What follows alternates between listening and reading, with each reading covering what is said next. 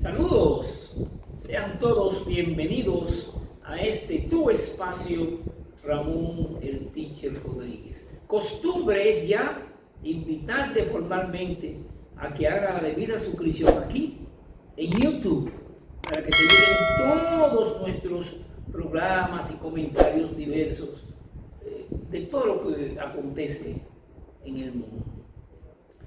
Nosotros sabemos por experiencia que el mundo de hoy anda en lo que Guy Debord y luego después Vargas Llosa llamó la civilización del espectáculo.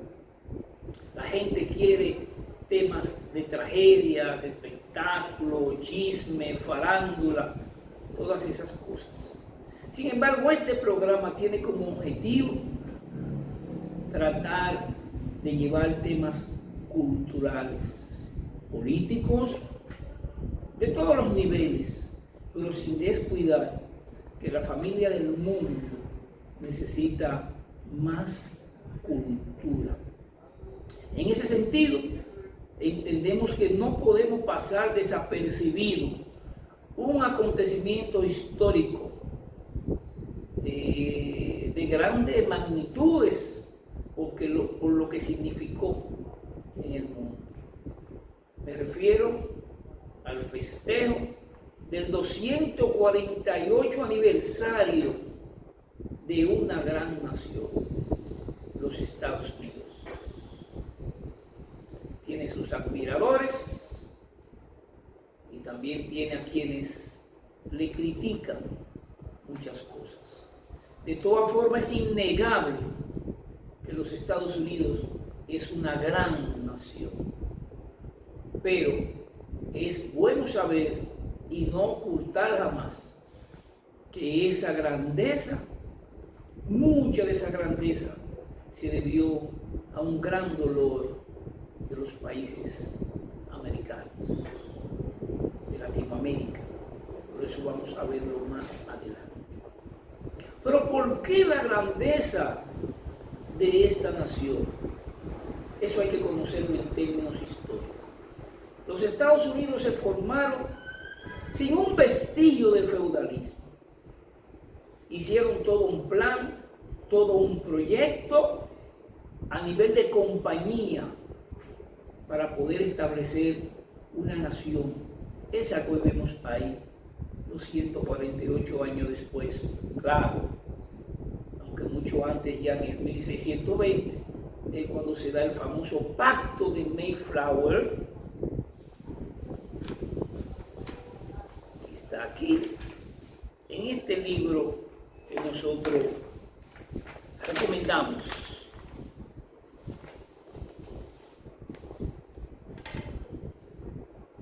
Documentos básicos de la historia de los Estados Unidos de América. El Pacto de Mayflower. En nombre de Dios, amén, nosotros los que suscribimos con nuestros nombres, leales súbditos de nuestro augusto soberano Señor, el Rey Jacobo, por la gracia de Dios, de Gran Bretaña, Francia e Irlanda, defensor de la fe, habiendo emprendido para la gloria de Dios y adelanto de la fe cristiana y honor de nuestro rey país, un viaje para asentar la primera colonia en las partes del norte de Virginia. Por la presente, solemne y mutuamente la presencia de Dios, convenimos juntarnos como un cuerpo político.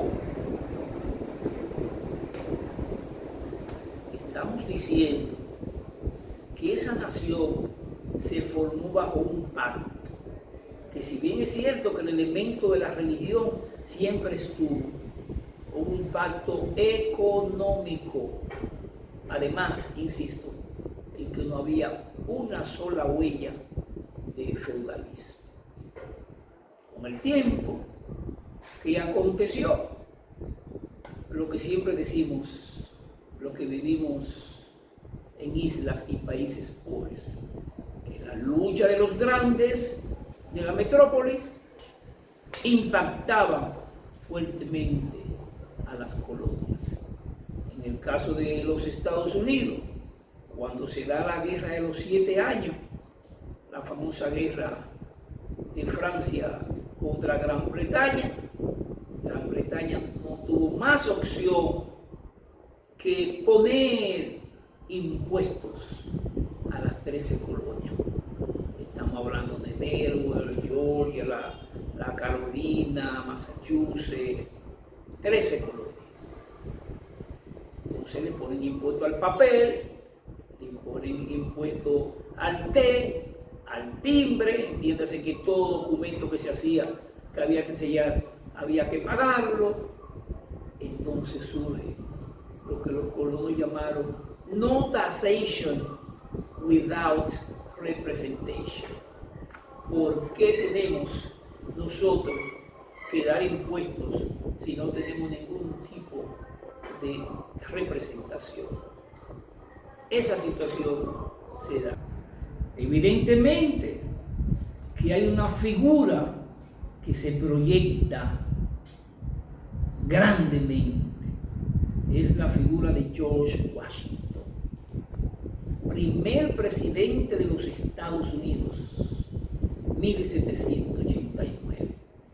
Debe llamar la atención que la Constitución norteamericana se firma en 1776 y hubo que esperar 13 años para que Washington llegara a gobernar como tal. ¿Y por qué? Porque querían formar una nación debidamente, jurídicamente establecido con todo lo de la ley. Fíjense que se esperaron 13 años para gobernar. Y Washington, en un famoso discurso de despedida,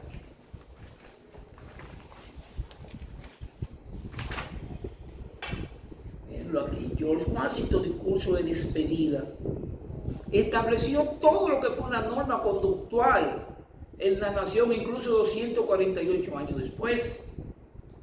Decía Washington: la prudencia me invitan a retirarme del escenario político. Washington no creía en los partidos políticos. De hecho, él ganó a unanimidad. Creía y entendía que ese país debía ser neutral y no hacer alianzas duraderas con otros países. Pero a George Washington se debe, y lo dejó establecido en su carta de despedida, que solamente fueran 8 años y nada más, porque querían que él fuera rey. Y solamente esa norma, que nunca estuvo por escrito, se rompe con Roosevelt, con Franklin Delano Roosevelt, por la situación económica que vivía la nación después del gran crack. Pero se respetó eso de George Washington. Pero ¿por qué este gran despertar de las 13 colonias? Y esto es muy simbólico. Por la Ilustración. Con John Locke, los colonos aprendieron que tenían derecho a rebelarse cuando la metrópoli no cumplía con su rol. Pero también aprendieron con Thomas Hobbes y su famoso Leviatán ese mismo acto de rebeldía, de soberanía que debían tener. Y luego, con una gran lucidez, Thomas Paine pone su libro el Common Sense, el sentido común, donde decía: ¿y cómo es posible que una isla como Gran Bretaña tenga que dirigirnos a nosotros? Y ahí se da ese gran despertar. Los Estados Unidos crecieron de tal manera que inexplicablemente en el 1812, en el gobierno de Madison, le declara la guerra a la Gran Bretaña, ya establecido como nación, y le gana la guerra a Gran Bretaña en el 1812. Hay que decir ya que ese siglo XIX fue un siglo totalmente efervescente. Hay que recordar que allá en el 1808 en Francia, Napoleón Bonaparte asumía, y con ese acto de Bonaparte revolucionó todo lo que era América, y allá en México se da el grito de Dolores, de Hidalgo y Costilla. Cuba también siente esos aires, y ni hablar de Simón Bolívar con su grito a muerte. En Venezuela, Argentina, toda una gran revolución se da en América en ese inicio del siglo XIX, donde los ya norteamericanos manejaron una posición de neutralidad o mucha inteligencia para solo intervenir donde ellos pudieran sacar ventaja. Lo que no podemos perder de vista jamás es que nosotros, los americanos también, sufrimos un impacto muy negativo por el crecimiento de esa nación, que no perdió ni un momento para ganar territorio. Lo hizo a través de la famosa doctrina de Monroe de 1823 y América para los americanos, que más bien fue escrito por John Quincy Adams, el hijo de John Adams, también presidente de los Estados Unidos. Y en 1845 John Sullivan escribió en un artículo periodístico el famoso Destino Manifiesto, oye, que le daba la virtud a los Estados Unidos por orden divina de crecer de tal forma que tenía el derecho para quedarse con todos los territorios de México.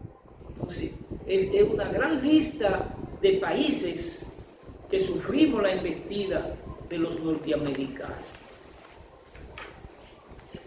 Es así, como se queda con California, con Nuevo México, con Arizona, con Utah, con Colorado, atendiendo al famoso espacio vital o level run, como decían los alemanes.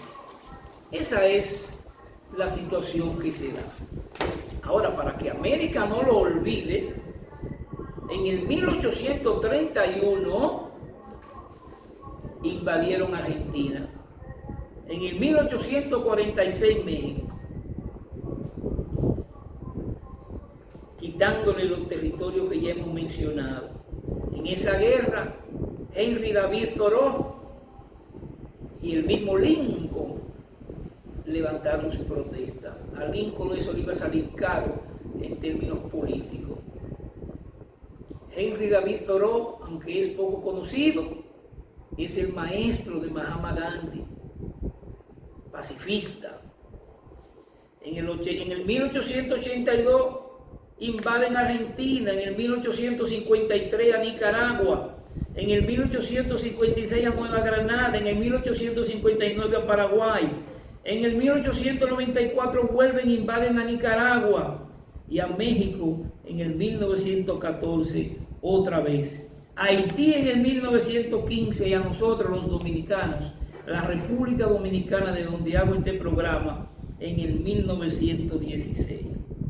A México nuevamente en el 1917, buscando a Pancho Villa, que un 9 de marzo invadió los territorios de Columbus e hizo un desastre la primera vez que ellos reciben una invasión de esta naturaleza de un latinoamericano.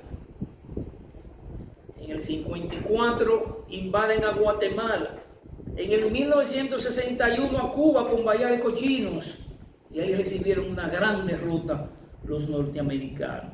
En el 64 invaden a Panamá, y a nosotros los dominicanos en 1965 el estúpido de Lyndon Johnson manda 42,000 marines. En Chile todavía se siente el dolor del golpe de Estado que se le dio a Nicolás, al presidente Allende. Todavía se siente ese dolor. Como puede apreciarse, los norteamericanos crecieron con la idea del destino manifiesto, de que tenían el derecho de apoderarse de todos los territorios de América, y crecieron bajo esa idea errada del espacio vital. De todas maneras, nadie quita que los Estados Unidos es una gran nación que creció amparado en sus ideas, pero también recibió grandes respuestas de países que entendían que tenían que rebelarse. Ya hay una historia moderna de los Estados Unidos que comienza por la famosa Guerra Fría, después que termina la Segunda Guerra Mundial y el lanzamiento de una bomba inexplicable que no tenía razón de ser, la bomba atómica. Pero si los rusos hubiesen tenido la oportunidad de hacerlo, o los alemanes, también lo hubiesen hecho, porque querían demostrar que a partir de 1945 ellos iban a controlar el mundo. Y efectivamente, a partir de ahí se crea una bipolaridad entre Rusia, más bien la Unión Soviética, la URSS, y los Estados Unidos. Hoy ya con la caída de la Unión Soviética y Gorbachev, pues ya China entra al escenario, entra el grupo de los 7, y ya los Estados Unidos tiene que negociar con otras naciones que tienen fuerza, mucha fuerza de decisión, al igual que los Estados Unidos. Nuestras más sinceras felicitaciones a ese gran pueblo de los Estados Unidos. Porque una cosa es los Estados Unidos y su dirigencia política, pero una cosa es el pueblo norteamericano, porque ese pueblo norteamericano se tiró a las calles para protestar por la guerra de Vietnam, la guerra de Corea, y ha sabido manifestarse cuando nota que sus dirigentes cometen actos de injusticia. Felicitaciones a los Estados Unidos en este 248 aniversario de vida republicana. Hasta la próxima, mis amigos.